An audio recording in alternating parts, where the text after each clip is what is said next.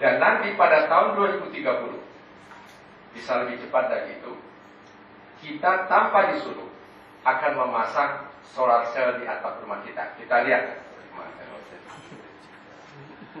Jika harga energi terbarukan lebih murah, rumah dan bangunan akan memasok kebutuhan energinya sendiri. Kita lihat, ini di Jepang, di Imori. Saya ambil foto ini. Di Imori ini, pemerintah Jepang membeli listrik 2 kali lipat dari energi listrik yang dihasilkan oleh fotovoltaik dibandingkan dengan harga listrik di kota itu. Sehingga hampir semua rumah memasang solar cell di atapnya, sehingga dia jual ke PLN di sana, dan malamnya dia menggunakan energi listrik separuh dari harga yang dia jual siang. Sebagai rule of thumb-nya, 100% energi matahari jika kita serap itu 1000 watt.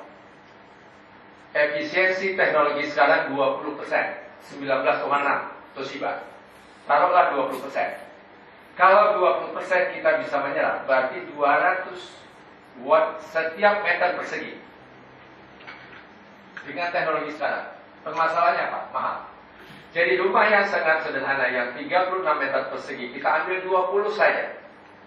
20 meter persegi dengan teknologi sekarang bisa menghasilkan 4.000 watt. Taruhlah dari 24 jam, 8 jam sehari. Bagi 3, 4.000 bagi 3 sekitar 1.600.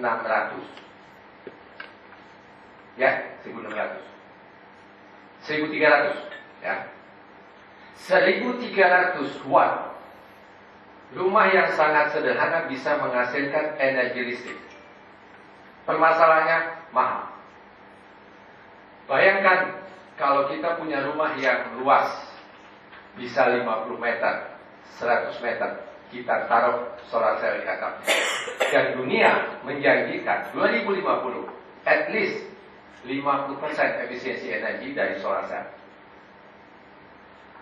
Sekarang ini sudah ada stadion yang dibangun di Taiwan, yang disubsidi oleh pemerintah 100% solar cell. Sudah ada kantor di Cina 100% solar cell. Permasalahannya mahal. Yang kedua, yang saya sebut dengan perubahan teknologi combustion menjadi motor listrik. Sekarang semua pabrik mobil sudah ada prototipe mobil listrik. Sekarang hybrid, tapi sudah ada yang total, dan di atasnya itu adalah solar cell.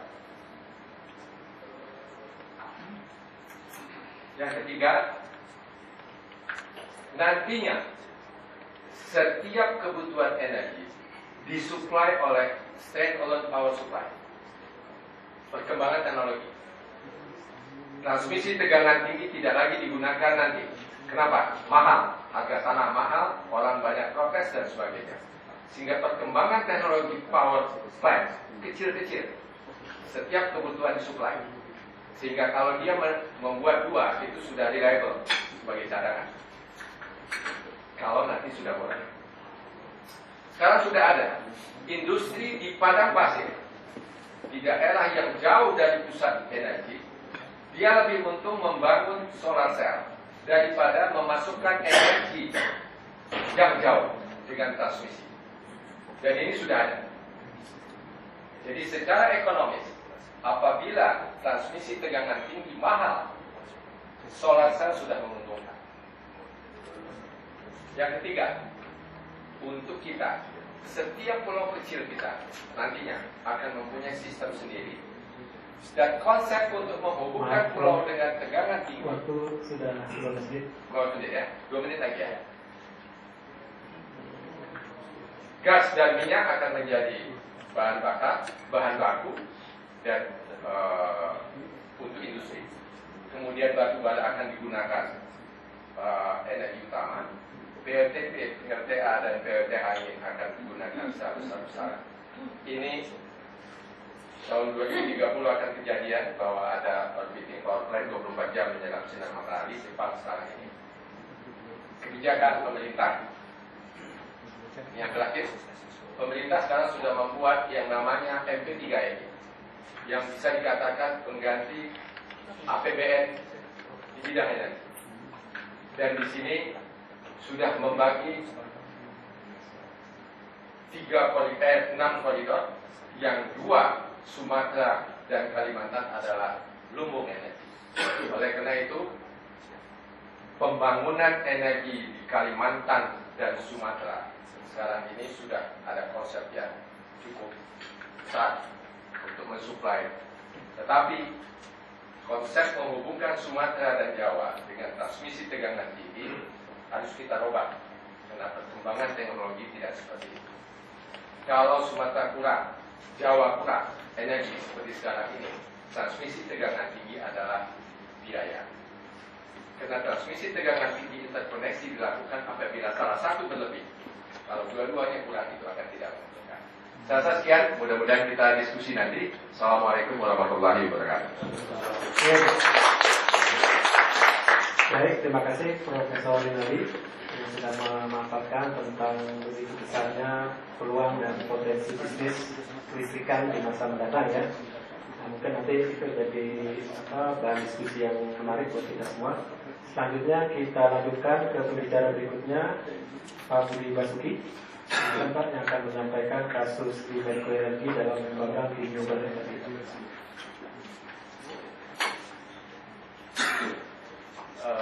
Ibu-ibu, bapak-bapak sekalian, Assalamualaikum warahmatullahi wabarakatuh.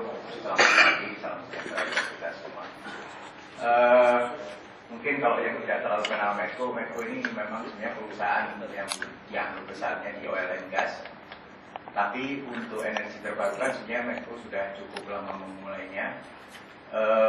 Kalau sekarang mungkin proyek yang cukup besar, kita punya Sarula itu geothermal yang 330 MW. Biayanya itu diperkirakan akan mencapai 1,6 miliar dolar. Tapi Bapak bisa bayangkan, proyek ini sebenarnya ditemukan 20 tahun yang lalu. Medco mengambil 7 tahun yang lalu, baru bisa mulai proyeknya sesudah 7 tahun. Jadi ketika kita meresmikan, alhamdulillah kita akan jalan proyek sesudah menyelesaikan semua izin-izin. Itu saya push up sama Pak Nur Pak Muji 20 kali depan untuk sign off. Kemudian kita juga punya proyek mini hidro yang menurut saya sudah dimulai. Ya kita tidak suka mikro, kita selalu seksi gini Pak daripada mikro. Karena mini hidro itu pertama size-nya cukup besar, yang kedua juga tarifnya sudah ada. Karena kita pengen yang tidak usah repot negosiasi, karena negosiasi namanya negosiasi dari pemerintah Indonesia ini yang tidak kejadian terus, karena takut memutuskan gitu kan. Jadi kita cari yang gampang-gampang aja lah supaya bisnisnya bisa dimulai, walaupun sebenarnya cukup marginal. Tapi kita juga punya hal yang sudah dimulai, mungkin 6 tahun yang lalu kita investasi untuk etanol dengan harapan akan menjadi energi. Investasinya hampir 60 juta dan ini termasuk proyek yang gagal karena ketika pertama kita bangun pabrik itu singkong harganya 300 perak per kilo. Ketika pabriknya jadi sudah jadi 1000 perak per kilo. Jadi kita rasanya hitungan ekonomi kemana saja pasti tidak akan berhasil. Ya memang itu kita bisa saja karena juga tidak ada policy untuk membantu ini. Jadi itu kejadian. Jadi tapi Medco ini saya sebetulnya selama ini kerja 30 tahun untuk oil and gas dan baru kira-kira 2-3 tahun yang lalu lah terlibat dalam renewable ini. Jadi saya akan share aja. Cuman saya akan share satu ide yang dilancarkan oleh Pak Arifin. Tapi sebenarnya ini ide yang lama, tapi kenapa kok nggak jalan-jalan? Jadi saya akan mulai dengan satu ide besar yang urgensinya kayaknya perlu untuk Indonesia sekarang. Next.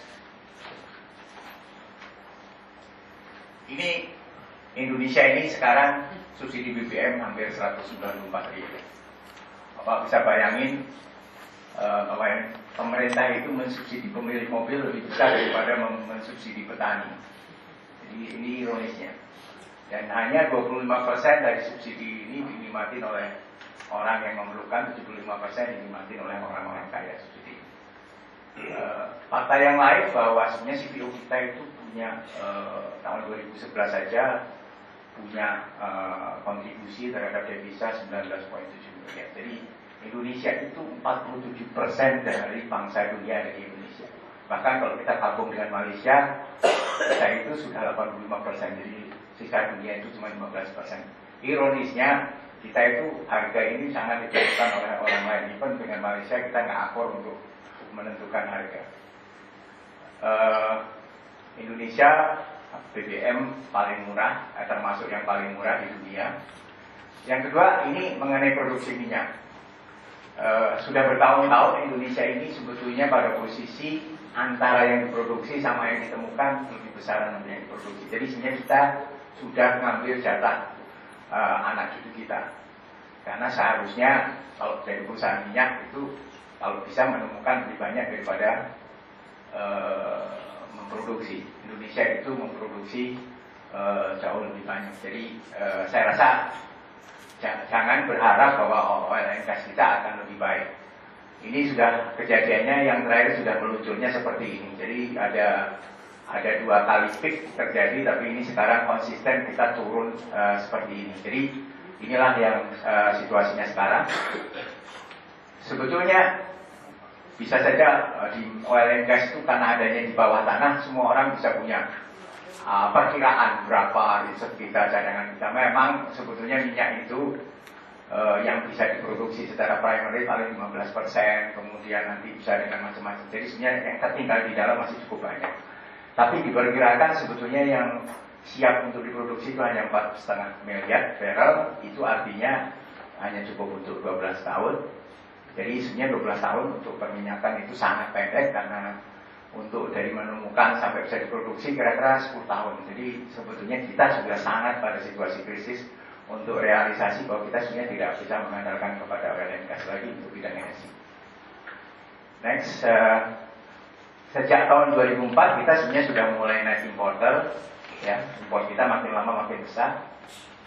Kira-kira sebenarnya sekarang di sekitar 800.000 barrel. Jadi kalau kita 1,6 yang dari negara kita mungkin separuhnya. Jadi separuhnya sudah diimpor.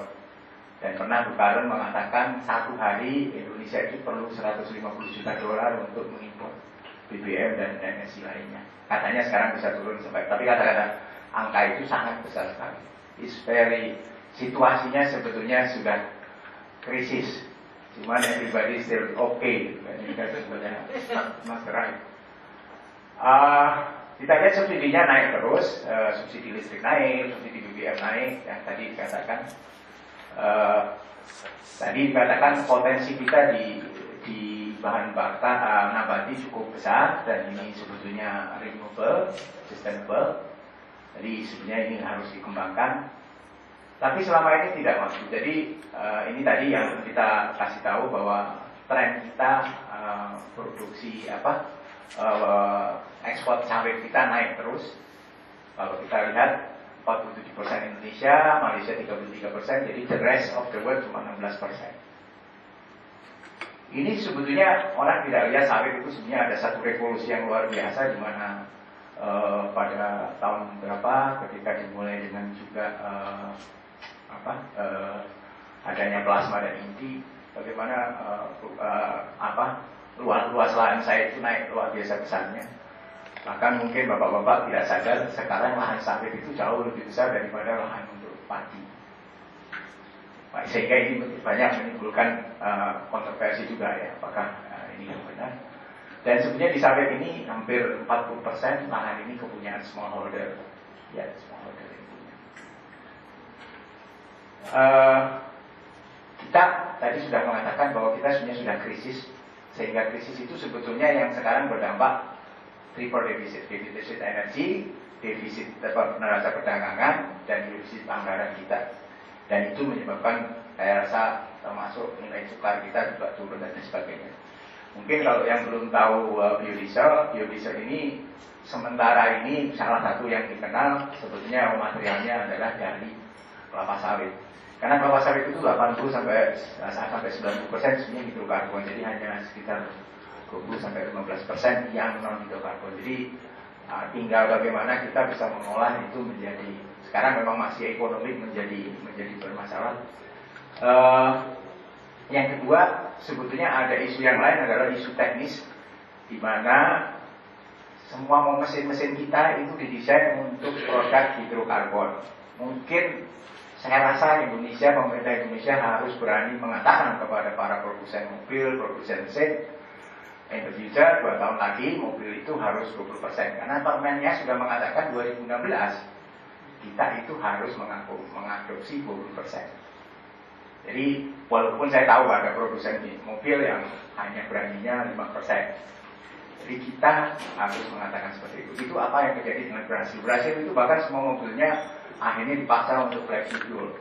Jadi bisa sampai 100% pakai bioetanol. Jadi ini memang harus ada keberanian langkah politis untuk berani mengatakan kalau kita mau memakai resources di dalam negeri, tidak impor. Karena sekarang itu saya lihat orang Indonesia ini kecanduan impor. Apa aja kayaknya impor itu something yang gampang gitu. Tidak mau melakukan hal-hal yang lebih susah. Ini adalah biodiesel. Nah ini yang sebetulnya dikatakan kita harus berpikir besar. Kalau sekarang orang mengatakan biodiesel cuma 10%, problem 90%-nya kita tergantung sama orang luar negeri, sama import BBM masih terjadi. Ya. Jadi kita harus berpikir gimana kita bisa 100%. Kalau kita mau 100% berbiodiesel, kira-kira dibutuhkan, kalau dengan situasi sekarang karena dengan efisiensi itu kira-kira dibutuhkan 50 juta. Kalau sekarang, situasi sekarang 24 juta produksi, 24 juta itu dari 30 juta produksi CPO, kira-kira 6 juta itu dipakai untuk crude. Jadi sebenarnya tersedia 24 juta. 24 juta itu sebetulnya ekivalen dengan hampir 450 ribu barrel. Indonesia ini sekarang masih impor kira-kira 700 ribu barrel sampai 800 ribu barrel. Jadi sebetulnya kalau ini semuanya bisa dikonvert, maka sebetulnya kita sudah bisa menyelamatkan 16,3 miliar. Saya kadang-kadang kalau di koran lihat Indonesia dengan biodiesel bisa menghemat 1,7 triliun. Saya ketawa. Problemnya ratusan triliun kok ngomongnya cuma kecil-kecil. Jadi kita nggak bisa gitu ngomong seperti itu. Dan kita harus kedepannya, kalau saya rasa untuk bisa menyelesaikan ini semua, kita harus mengkonvert 50 juta ton. Kalau kita lihat pengalaman kita sekarang, 1 tahunnya, itu katanya Gapi mengatakan tahun 2020 baru bisa 40 juta ton. Tapi ini sebetulnya menurut saya skenario yang cukup pesimistis. Karena begini, 40% dari lahan itu dimiliki oleh smallholder, yang produktivitasnya hanya separuhnya. Kalau di perusahaan kelapa sawit yang bagus pengelolaannya itu hampir 6 ton per hektar.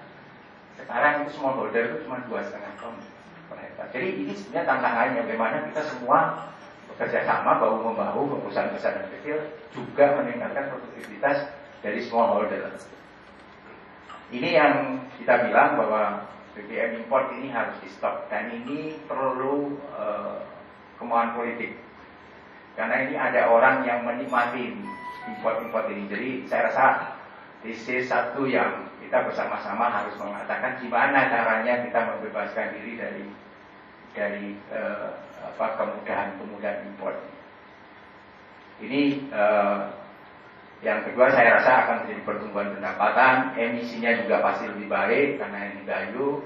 Kemudian pengurangan kemiskinan. Karena kalau kita mau mengurangi kemiskinan, paling gampang adalah bagaimana kita meningkatkan pendapatannya petani kelapa sawit. Karena kelapa sawit itu di antara petani-petani lain penghasilannya paling baik. Jadi sebenarnya dalam program ini bisa otomatis terjadi trickle down effect untuk pengentasan kemiskinan. Jadi nggak usah pakai bahasa dan lain sebagainya. Itu yang isu pertama yang saya ingin sampaikan untuk di-share, karena ini saya punya mandat untuk jadi kampanye mengenai bagaimana kita harus beralih ke seperti itu, dan itu memerlukan banyak partisipasi dari semua orang dan perlu tekad yang baik. Karenanya nanti kalau bapak-bapak berminat, waktu Pak Arifin men-announce itu di pemimpin redaksi se-Indonesia, dia judul bukunya Beyond 2014. Bukan untuk kampanye sesuai 2014, karena kayaknya harapannya mudah-mudahan ini ide ini bisa diterima oleh kepemimpinan yang baru, dan ini yang akan menjadi target kampanye. Karena ini yang mengatakan hal yang besar. Oke, yang kedua, saya akan sampaikan sharing aja beberapa hal yang dilakukan oleh Menko yang kaitannya dengan efisiensi energi. Kita ini sebenarnya orang yang boros karena apa-apa energi itu murah karena disubsidi. Jadi ini sebenarnya bauran energi yang dimauin oleh pemerintah, komposisinya makin besar di situ, tapi tetap saja karena volumenya besar. Bapak bisa bayangkan di tahun 2006 waktu itu dibilang konsumsi kita cuma 2,28. Ternyata di 2025 konsumsi kita sudah jadi 7,33. Jadi Indonesia ini memang masih jelek ya dari segi elastisitas energi. Kalau Jepang mungkin untuk growth 1% perlu 0, berapa mungkin Pak Profesor bisa lebih tahu. Kita itu perlu 1,5 kali. Jadi kalau growth 6% itu energinya perlu 9%. Karena kita semuanya tidak efisien. Next. Ini yang dikatakan dari segi emisi bahwa sebetulnya potensi efisiensi itu yang sebetulnya masih paling besar 47%. Itu bisa dilakukan dengan efisiensi. Kita ini sebenarnya boros. Jadi sebenarnya mungkin forum ini bisa menjadi arena kita untuk saling sharing bagaimana kita meningkatkan efisiensi. Ini yang dilakukan di Medco, ada beberapa hal, item yang sederhana dan yang macam-macam. Nanti saya akan coba cerita satu persatu untuk sharing aja. Seperti ini misalnya power plant combined cycle. Jadi power plant itu biasanya yang model biasa masih yang efisiensinya terendah. Ini investasinya kira-kira mungkin 50 juta dolar lah untuk 100 megawatt, mungkin kurang dari 100 megawatt. Tapi ketika kita ingin lebih efisien, itu sebenarnya kita sebetulnya memerlukan investasi tambahan. Dan ini contohnya seperti kita memasang yang namanya combined cycle ya, sehingga jadi airnya panas yang ada masih keluar dari exhaust itu. Pak Budi, ya. Waktunya sudah 15 menit. Ya. Oke, sebentar lagi. Sudah hampir habis. Jadi bagaimana ternyata kalau kita pakai investasi tambahan kira-kira nanti 25 juta dolar, sebenarnya efisiensinya naik dari 30% jadi 50%. Tapi di Indonesia tidak pernah ada apresiasi terhadap investasi di bidang efisiensi. Dan ini tax tidak ada, ini nggak ada. Jadi ini sebenarnya banyak hal yang bisa dilakukan dalam rangka efisiensi. Ini misalnya kita pakai gas dari tadinya BBM, pakai flare, itu angkanya cukup luar biasa, 1,4 juta dolar per tahun savingnya, macam-macam yang lain. Di Medco kita sudah pakai gas CNG. Tapi saya mau cerita yang satu ini yang mungkin menarik. Kita sekarang macet. Saya itu mencoba dulu mobilnya kantor yang tadinya sedan saya ganti pakai radio semua. Kalau pagi buat jemputin karyawan. Jadi tadinya satu mobil satu orang, satu mobil jadi 8 orang. Ngurangin macet. Karyawan juga ikut bayar untuk BBM-nya. Karyawan juga happy, pulangnya juga enak. Bisa tidur, ke rumah juga masih seger. Jadi sebetulnya kita harus ngomong bagaimana kita mencari semua cara lah untuk melakukan efisiensi. Saya rasa ini hal-hal yang harus kita lakukan. Terima kasih. Oke, baik, terima kasih Pak Budi Basuki. Jadi setelah 3 pembicara dari Pak Riki, Prof. Rinaldi dan Pak Budi membicarakan tentang pengembangan energi ya, untuk eco-innovation. Nah, sekarang kita masuk ke topik yang mungkin baru ya, tidak bicara tentang energi, yang kasus Bio Farma dalam melakukan eco-innovation. Untuk saya silakan Pak Sugeng Raso untuk menyampaikan materi ini.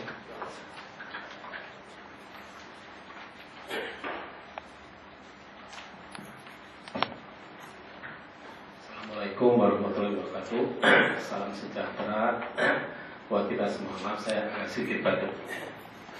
Mungkin pembicara sebelumnya mengenai energi yang terbarukan. Kalau Bio Farma ini pengguna energi, jadi mungkin kita berpikirnya bagaimana energy saving dan sustainable green industry. Mungkin saya memperkenalkan Bio Farma sedikit supaya dikenal. Karena Bio Farma ini mungkin satu-satunya pabrik vaksin di Indonesia dan mungkin juga di Asia Tenggara. Ya, berikutnya. Oh ini. Jadi Bio Farma ini berdiri pada tahun 1890, jadi sejak zaman Belanda. terus kemudian kita berkembang tadinya perusahaan negara, terus kemudian menjadi Perum, kemudian sekarang menjadi PT Persero. Kita produksi hampir semua produk vaksin yang digunakan untuk vaksinasi suatu negara, EPI, jadi Expanded Program on Immunization. Dan kita alhamdulillah dari tahun 97 ini kalau nggak salah, kita sudah prekualifikasi WHO mengenai oral polio vaksin, measles, kemudian berikutnya vaksin-vaksin yang lain, sampai akhirnya kita udah ada 11 produk. Ini sudah qualified WHO. Jadi kita kualitasnya sudah diakui dunia. Itu hanya ada 23 company dari 200 company yang ada di dunia. Kita qualified WHO. Dan kita sudah launching produk baru Pentabio bulan Agustus lalu, di mana ini gabungan dari 5 antigen, yaitu difteri, pertussis, tetanus, hepatitis B, dan hemofilus influenza B yang menyebabkan penyakit pneumonia pada bayi. Nah, bagaimana kita bersaing dengan produsen vaksin di dunia? Sebetulnya kalau sudah kita lari ke global dan kita produksi vaksin-vaksin API, bukan novel vaksin ya. Kalau novel vaksin itu udah untuk negara-negara yang maju. Itu yang dilihat itu ternyata bagaimana perusahaan itu akan sustainable atau menjaga lingkungannya, menjaga kalau kualitas harga sudah terstandarisasi semua. Jadi kita sudah standar WHO semua. Jadi bagaimana kepedulian kita terhadap lingkungannya dan terhadap mengurangi sedikit mungkin pencemaran. Sistem manajemen lingkungan kita. Jadi sistem manajemen lingkungan kita itu sustainable ya. Jadi bagaimana kita menjaga lingkungan kita agar tetap terjaga, sesedikit mungkin impact dan sesedikit mungkin menggunakan energi. Jadi istilahnya energy saving dan mengurangi dampak terhadap lingkungan. Ini kebijakan produk yang ramah lingkungan. Kemudian pengendalian pencemaran, perbaikan berkelanjutan atau berkesinambungan, penghematan energi, dan patuh terhadap peraturan yang menyangkut dengan lingkungan. Kita melakukan standarisasi ISO 14001, kemudian OFSAS 18001, dan tentu saja ISO 9001 sebagai quality.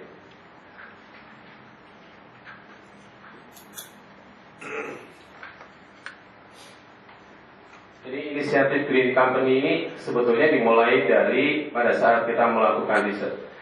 Karena bagaimanapun waktu kita melakukan riset ada pilihan-pilihan. Pilihan-pilihan itu harus sedikit mungkin mempengaruhi lingkungan. Itu dengan cara quality by design, kemudian teknologinya, kemudian bahan-bahannya.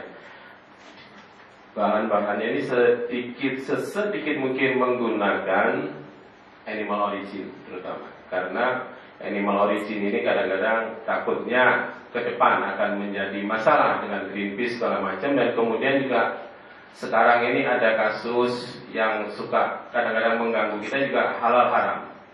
Jadi kita sedikit mungkin menggunakan animal origin supaya nggak ada masalah halal haram lagi. Nah ini Green Innovation Company. Jadi apa yang dilakukan oleh Bio Farma, clean room itu efisiensi energi dan bagaimana sesedikit mungkin akhirnya mereduksi CO2. Jadi di dalam suasana clean room artinya ruang berkelas, karena ada kelas A, ada kelas B, ada kelas C segala macam. Itu mau nggak tidak mau ada AHU, air handling unit ini yang harus dijaga terus menerus, sirkulasi udara dijaga terus menerus, suhu dijaga terus menerus, sehingga akan menggunakan energi.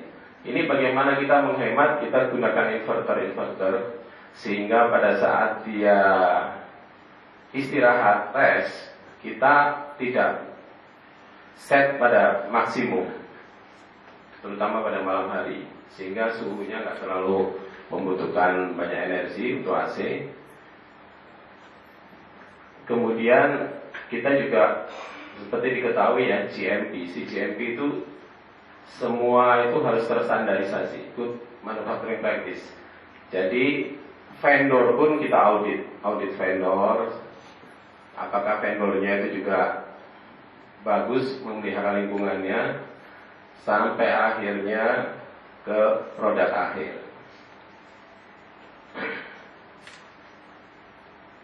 Kemudian inovasi pengelolaan lingkungan dan pengelolaan limbah dan pemanfaatan limbah. Jadi prinsipnya limbah yang ada di Bio Farma, terutama limbah air. Air itu kita proses dengan killing tank segala macam, IPAL ya. Terus kemudian kita buat lagi menjadi air baku. Air baku ini termasuk seperti autoclave. Autoclave untuk sterilisasi itu pendingin aja dengan air. Nah, air ini kalau nggak resirkulasi masuk lagi ke suatu sistem sehingga dia bisa menjadi raw water, itu sayang terbuang percuma. Itu kita sirkulasi lagi sehingga menjadi raw water dan kita manfaatkan lagi sehingga akan sangat hemat air. Kemudian ini udah ya, recycle reuse. Sedangkan solid waste itu kita pisahkan dari awal. Jadi ada yang untuk bisa diproses ulang, ada yang harus diinsinerasi. Jadi yang bisa dibuat composting untuk yang green, karena kita juga mau melihara hewan ya. Jadi kita punya ada kuda, ada domba, ada ayam, ada mencit. Karena kita perusahaan farmasi tapi bio ya, jadi kita bermacam-macam limbahnya. Kalau yang berbahaya kita insinerator, kemudian kita biasanya ada pihak perusahaan pengolah limbah Indonesia itu yang bisa mengambil di kita. Sementara kalau asal